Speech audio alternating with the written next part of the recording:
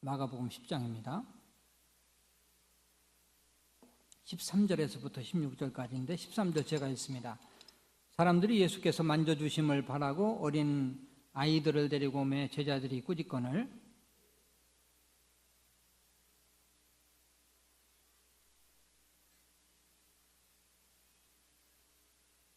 내가 진실로 너희에게 이르노니 누구든지 하나님의 나라를 어린 아이와 같이 받들지 않는 자는 결단코 그곳에 들어가지 못하리라 하시고 그 어린 아이들을 안고 그들 위에 안수하시고 축복하시니라. 아멘. 할렐루야. 산부 예배 참석하신 여러분들을 환영하고 주님의 이름으로 축복합니다. 연휴가 참 길지요. 많은 분들이 또 출타해서 또 빈자리가 좀 있습니다만은 참석한 여러분들 우리 하나님이 사랑하시고 복 주실 것을 믿습니다. 서로 인사하겠습니다. 안녕하십니까? 잘 오셨습니다. 우리 중청에 있는 분들 특별히 인사 좀 잘 하시면 좋겠어요. 예, 감사합니다. 감사합니다. 제가 교회를 설립하고 3, 4년 정도 됐을 때입니다. 지금으로부터 30년도 넘었지요. 다른 교회 다니는 권사님 한 분이 교회를 정하려고 이 교회 저 교회를 다니고 있었어요. 남인교회가 2층 개척교회지만 은혜스럽다는 소문을 듣고 오셨습니다.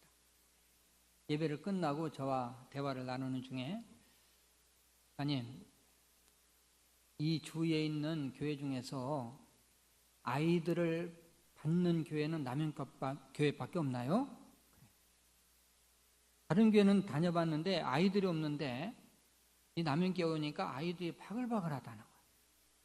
그래서 도대체가 예배를 드릴 수가 없다는 겁니다.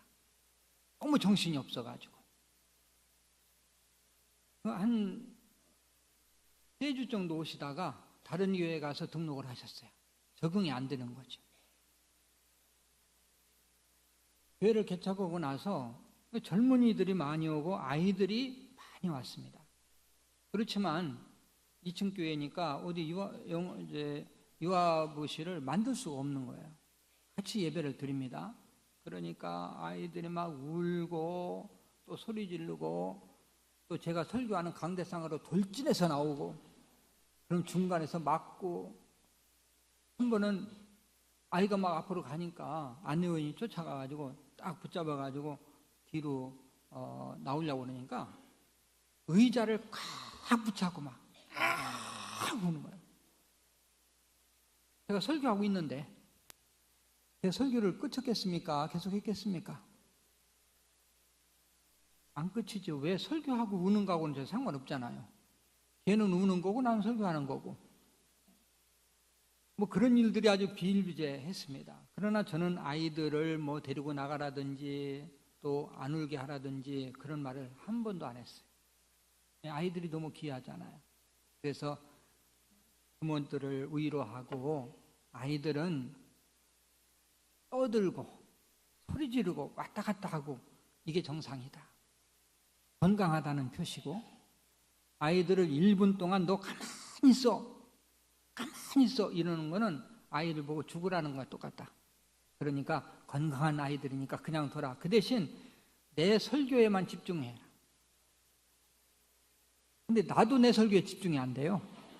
그래가지고 내가 이게 도대체 무슨 말을 했는지 헷갈리고 그리고 내가 내 안에 있는지 밖에 있는지 모를 그럴 정도의 아이들이 많았습니다.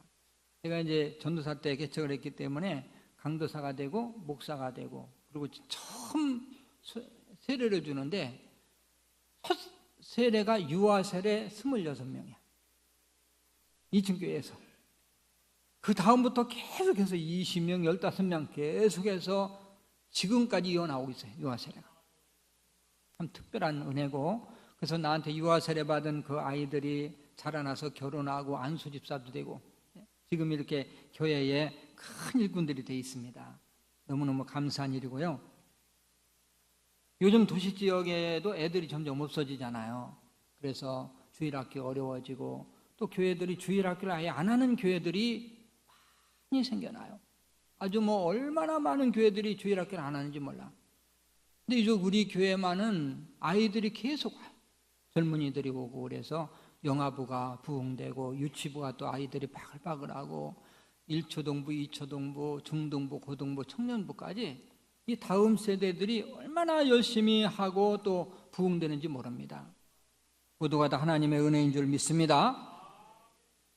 우리 학교는 젊은이를 위한 교회, 또 남자들이 힘있게 또 봉사하고 활동할 수 있는 교회. 전 처음 교회 개척할 때부터 다음 세대를 위해서 우리 교회는 또 남자들이, 여자들이 좀 서운할지는 모르지만 여자분들은 그렇게 안 해도 잘하니까 어떻게 하면 남자분들이, 젊은이들이 잘할 수 있을까, 여기에 초점을 맞춰서 목회를 했고, 그러다 보니까 또 태아 사랑학교, 또 아기 학교, 또 힐링 캠프, 뭐 그 외에 자녀 돌봄 학교, 막 많은 프로그램 통해서 이 다음 세대를 위해서 힘쓰고 있는 교회, 비전 있는 교회, 이런 교회 우리 남현교회라는 사실을 믿으시길 바랍니다. 오늘 어린이 주일을 맞이해서 어린이의 존재라는 제목으로 말씀을 나눕니다. 어린이는 어떤 존재일까? 첫째는 보호해야 될 존재. 뭐 해야 될 존재? 보호해야 될 존재. 한 사회학자가 이런 말을 해요. 19세기는 여성을 발견한 시대, 20세기는 어린이를 발견한 시대, 21세기는 노인을 발견한 시대, 이렇게 정의를 내렸습니다. 어린이를 발견했다는 것은 무슨 뜻일까요? 어린이가 보호받지 못하고 대우받지 못하던 그런 시대에서 이제는 어린이의 존재감을 어른들이 인식하고 또 그들을 보호하고, 자, 우리나라만 해도 어린이들이 보호받지를 못했어요. 그냥 어른들의 하나의 부속물로 이렇게 생각을 했습니다.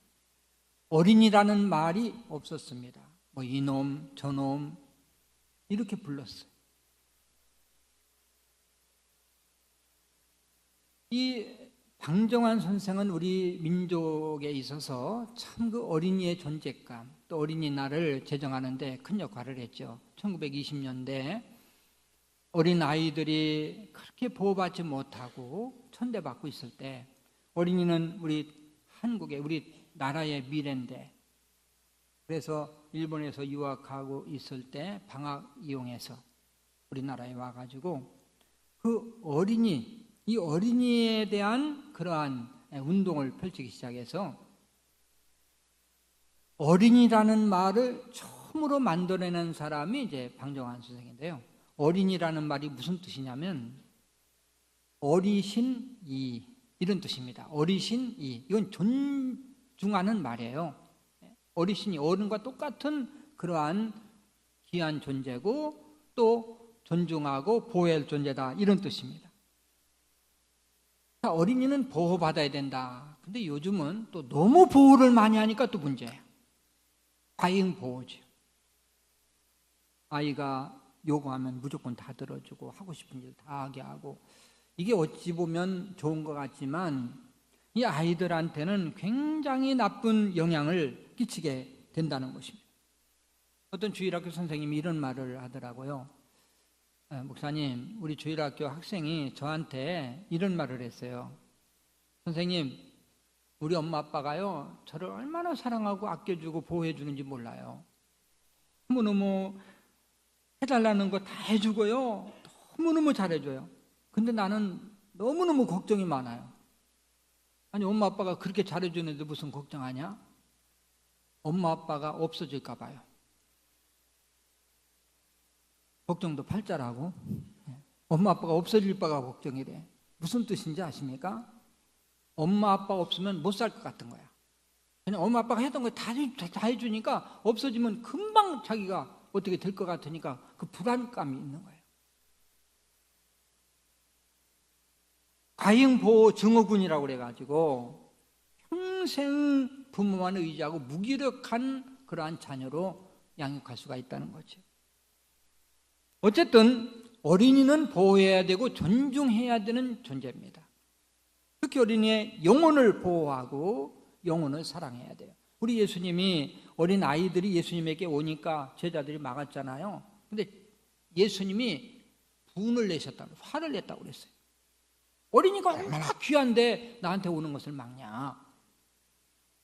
어린이의 그 영혼이 귀하다는 거예요. 그럼 아이의 영혼과 어른의 영혼은 크고 아이의 영혼은 적고, 그게 아닙니다. 똑같은 한 영혼이에요. 그 영혼도 구원받아야 될 영혼이라는 거예요. 그래서 어린 아이들에게도 구원의 확신을 심어줘야 되고, 어린 아이도 하나님의 말씀으로 바르게 양육을 해야 된다는 겁니다. 몇 년 전인가 우리 교회에 이렇게 전도 축제를 앞에 놓고 다른 교회에 계신 집사님, 아주 전도 잘하는 집사님이 간증을 하러 오셨어요. 오후 예배 때 3시에 시작하니까 2시에 오셨대요.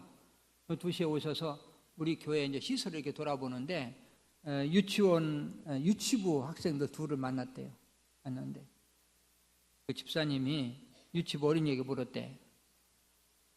얘야, 너 죽으면 천국 갈 수 있니? 물어봤대. 유치부 어린이에게. 그러니까 그 아이가요, 천국 갈 수 있어요. 어떻게 천국 갈 수 있지? 제가 예수님 믿잖아요. 믿으면 천국 가잖아요. 자신 있게 대답을 하더라는 거예요, 유치부 어린이가. 그래서 그 옆에 있는 어린이에게 물었대요.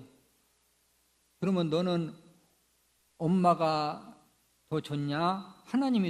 예수님이 더 좋냐? 물어봤대. 저는요, 엄마도 좋지만요, 예수님이 더 좋아요. 옆에 있는 아이가 그러더라는 거예요.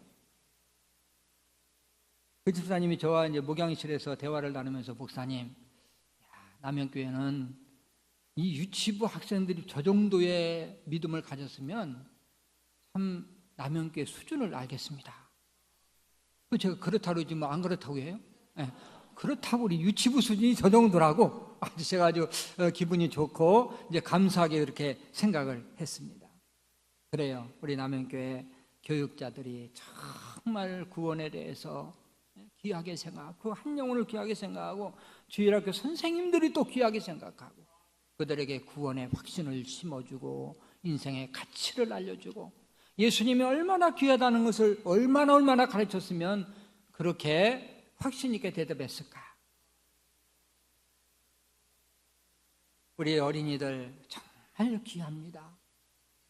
우리가 주일학교를 위해서도 기도하고, 앞으로 우리 남영교회는 자라나는 다음 세대들을 위해서 재정적으로도 또 인력으로도 마음껏 투자해서 앞으로 우리 교회가 정말 어느 교회보다도 자라나는 다음 세대들이 힘있게 활동하고 또 많은 인재들이 배출되는 은혜가 있으실 주님의 이름으로 축원합니다.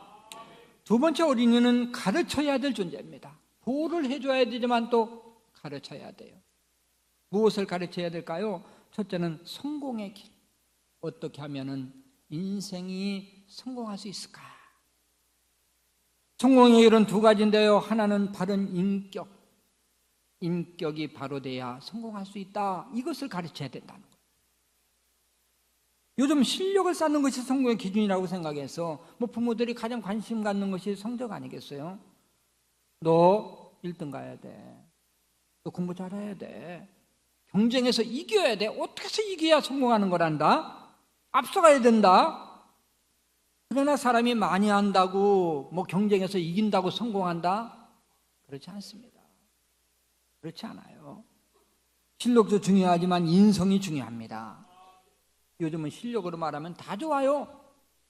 그러나 사람다운 사람 구하기가 힘들어. 얼마 전 TV를 들었는데 어떤 교수님이 이제 강의를 하면서 자기가 체험했던 일을 이야기하더라고요. 이가 아파서, 그 교수님이 이가 아파가지고 치과병원에 갔대요. 그런데 그 병원에는 아주 그 원장님이 얼마나 아주 타이틀이 좋은지, 스펙이 좋은지 최고의 학부 나와서 또 외국 가서 또 박사학위까지 따오고 굉장한 분이에요. 또 교수고. 그런데 자리도 좋고, 그런데 손님이 없어. 썰렁해요. 왜 이렇게 손님이 없을까? 몇 번 봤다가 이제 깨달은 것이 있다는 거예요.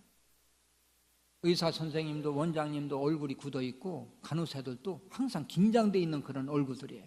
왜 그러냐면 그 원장이 간호사들을 쥐잡듯 해, 쥐잡듯. 그래가지고 한번 실수를 하면 너 그렇게 해서 밥 먹고 살겠냐? 간호사 아무나 하는 줄 아냐? 어?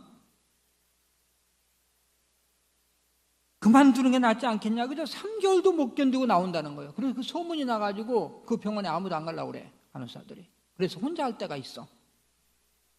손님이 다 떨어지는 거죠. 그래서 그 교수님도 한번 마음이 그래서 그냥 다른 교회라네, 다른 병원으로 옮겨가지고 가는데, 그 병원에는 그 원장이 뭐 학교도 그렇게 거기에다 대면 아예 게임이 안 돼요. A병원에 되면. 그런데도 스님이 박자박자 가는 거예요. 왜 그런가 생각을 이렇게 다니면서 보니까요, 원장도 항상 생글 웃고, 간호사들도 얼마나 웃으면서 이렇게 잘 대해주는지. 근데 원장이 잘하는 게 있는데 간호사들을 칭찬하는 거야. 네? 그래서 이 간호사, 우리 병원에 이제 3개월밖에 안 되는데 어떻게 그렇게 잘하지? 이 간호사 너무너무 손님들에게 친절하게 대해줘서 너무 고마워요. 또 박 간호사는 아주 요즘 손님들한테 짱이야. 얼마나 친절하다고 소문이 났는지, 너무너무 잘하다고 소문이 났어. 그러니까 너무 기쁨으로 일하고, 손님들이 이것을 보고 또 그 분위기를 보고 다 오는 거예요. 자, 그분이 성공할 수 있었던 것은 딱 한 가지야. 그저 남의 칭찬해 준 거 한 가지만 가지고 성공한 거야. 성공과 실패는 단순한 겁니다. 대인관계는 단순한 거예요. 우리가 한 가지 가지고 칭찬하느냐 책망하느냐, 이것만 가지고도 성패가 갈린다는 것입니다. 학교에서는 기술도 배우고 학문도 배울 수 있지만 인격적인 것은 부모를 통해서 많이 배우게 돼 있어요. 부모하고 가장 많은 시간을 보내는 거예요. 공부에만 관심을 가지는 것보다는, 공부보다 더 중요한 것은 인격이고 관계란다. 사람과의 관계를 잘해야 돼. 다른 사람을 칭찬해 줘야만 성공할 수 있다. 다른 사람한테 져주고 살아야 성공할 수 있고, 내가 좀 손해를 보고 살아야 성공할 수 있고, 다른 사람을 늘 배려하면서 살아야 성공할 수 있는 거야. 좀 이렇게 가르치면 얼마나 좋을까요? 저는 목회하면서도, 목회도 마찬가지라고 생각합니다. 실력으로 하는 것이 아니라 인격으로 하는 거 아니겠어요? 2주 전에 우리 대한역석 장로회 합동 측 이만경 교회 운동본부에서 교회 개척 성장 세미나를 했습니다. 개척하고 1년 안 된 분들, 그 다음에 또 개척을 준비하는 분들, 이분들을 위해서 세미나를 해주고, 개척할 때 어떻게 준비하고, 또 무엇을 조심하고, 개척한 후에 기도는 어떻게 하고, 전도는 어떻게 하고, 또 목회는 어떻게 하고, 이걸 이제 다 가르치는 거예요. 그리고 총회에서 또 재정적으로 후원해 주는 것입니다. 제가 이제 본부장을 맡고 있기 때문에 2박 3일 동안 같이 있으면서 또 강의도 하고, 같이 목사님들하고 또 가르쳤습니다. 근데 거기 참석하는 분들을 보면 되게 뭘 원하냐면은 방법을 원해요. 어떤 방법을 해야 부흥되죠? 어떤 방법을 해야 되죠? 방법만 찾아요. 이 방법은 아무것도 아닙니다. 기본만 잘 돼 있으면, 인격만 바로 돼 있으면, 방법은 하나님이 하세요. 할렐루야. 하나님이 하시면 쉬운데, 인격은 없이 실력만 있다 보니까 그냥 세상적인 방법만 가지고 하다 보니까 하나님 기뻐하시지 않으니까 목회가 안 되는 거예요. 저는 방법에 있어서 가르치고 싶은 게 얼마나 많겠어요. 그러나 그 방법보다는 본질 면에서 목회자의 인격은 이런 인격이 돼야 되고, 또 목회는 이런 자세로 해야 되고, 그러면 하나님이 해주시면 너무너무 목회가 쉽다. 앞으로 제가 책을 좀 쓰려고 생각하는 그 제목은 쉬운 목회. 쉬운 목회. 지금 준비는 다 자료가 돼 있는데 아직 정리가 안 돼서 책을 못 내고 있습니다만은, 하나님의 뜻대로 하니까, 하나님이 앞서가시도록 하니까 너무 쉬워. 근데 내 방법으로 하려니까 어려운 거야. 그래서 이것을 좀 후배들에게 조금이라도 좀 알려줬으면 좋겠다, 이런 의미에서 하는데요. 목회를 실력을 한다면은 뭐 실력이 장장한 분들이 얼마나 많습니까? 뭐 어느 대학 나오고 뭐 대학원 나와서 또 외국에 가서 박사학위를 막 2개, 3개 따고 뭐 이런 분들. 저는 신학교 다닐 때 아주 너무너무 똑똑한 분들이 많아서요.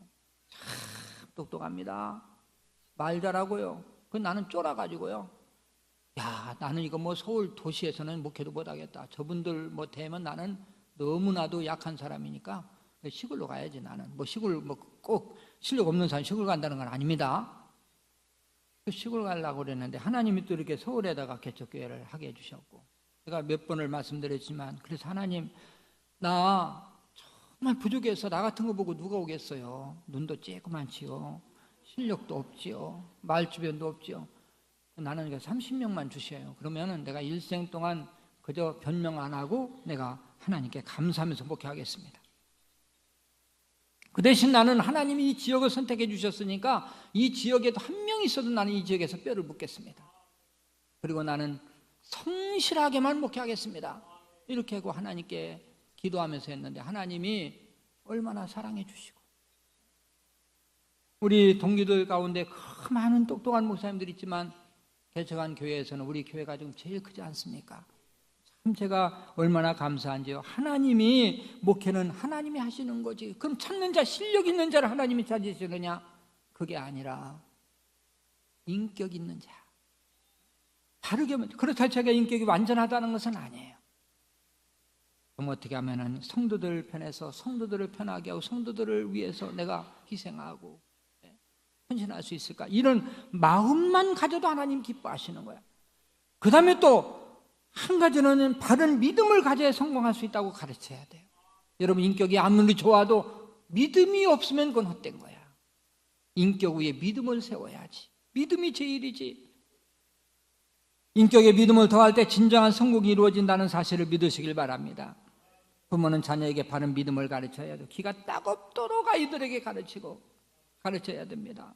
너는 일생 변함없이 하나님을 사랑해야 돼. 하나님 붙잡아야 돼. 하나님 떠나면 안 돼. 하나님 인생의 생사복을 축원하시는 분이야. 그분이 복을 줘야 너희가 복되게 사는 거야. 그분이 성공할 수 있게끔 해야 성공하는 거야.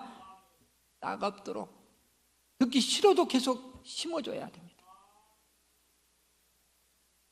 링컨이 남북전쟁을 승리로 마감하고 아주 기분 좋게 마차를 타고 가고 있었어요. 근데 비서 역할을 했던 대령 하나가 남북전쟁을 승리로 이끌었으니까 각하가 이렇게 정말 전쟁을 승리로 이끌었으니까 한번 샴페인을 터뜨려야 되지 않겠습니까? 그래서 가방에서 샴페인을 따가지고 한 잔을 줬습니다. 그러니까 링컨이 나는 술을 하지 않습니다. 담배를 또 권했어요. 난 담배도 하지 않습니다. 나는 우리 어머니 앞에서 술, 담배 안 하기로 약속을 했습니다. 어머님이 돌아가시기 전에 너는 어느 형편 가운데서도 너 술, 담배 하지 말고 하나님의 말씀대로 살아라. 그래서 저는 어머니가 편안하게 가시도록, 엄마, 내가 이 어머니의 말을 꼭 어느 경우도 지키겠습니다. 염려하지 마세요. 이렇게 약속을 했는데 대령, 그래도 내가 술, 담배를 해야 될까요? 당연히 안 해야 되죠. 근데 한 가지 내가 부럽습니다. 만약에 나에게도 그런 어머니가 있으면 나도 대통령이 됐을 건데. 이런 이야기를 했다는 일화가 있습니다. 링컨이 훌륭한 대통령이 된 것은 믿음의 어머니 때문이죠. 링컨을 어려서부터 믿음으로 잘 양육했고요. 수산나 웨슬리라고 그래가지고 웨슬리 목사님의 이제 사모지요. 이 수산나 사모는 자녀를 17명을 양육했습니다. 목사님이 참 낳기도 많이 낳았어요. 17명 낳았으니까 한 타스에서 5터. 아이들 얼마나 많았겠습니까? 그럼에도 그 아이들을요 다 훌륭하게 잘 키웠어요. 아이들을 위해서 하루에 1시간씩 기도하고 아이들과 다가가서 대화하고 7가지 원칙을 세워놓고 교육을 했는데, 첫째는 아이들의 자유의지를 억제시키고 하나님 말씀으로 키운다. 둘째, 말을 배우자마자 기도하는 것을 가르친다. 세 번째, 떼쓰면서 달라고 하면 주지 않는다. 그러나 공손히 요구하면 좋은 것만 준다. 네 번째, 반항적이거나 죄스러운 행동은 절대 그냥 지나치지 않는다. 5번째, 그러나 스스로 잘못한 것을 고백하면 처벌하지 않는다. 6번째, 착한 행위에 대해서는 칭찬하고 상을 준다. 7번째, 아이들에게 한 약속은 철저하게 지킨다. 이렇게 그 규정을 만들어 놓고 그 규정대로 아이들을 가르쳤어요. 그 17명 다 훌륭한 그러한 사회적으로 또 종교적으로 그 교회적으로도 아주 훌륭한 일을 했는데, 존 웨슬리, 요한 웨슬리 목사님은 감리교의 창시자입니다.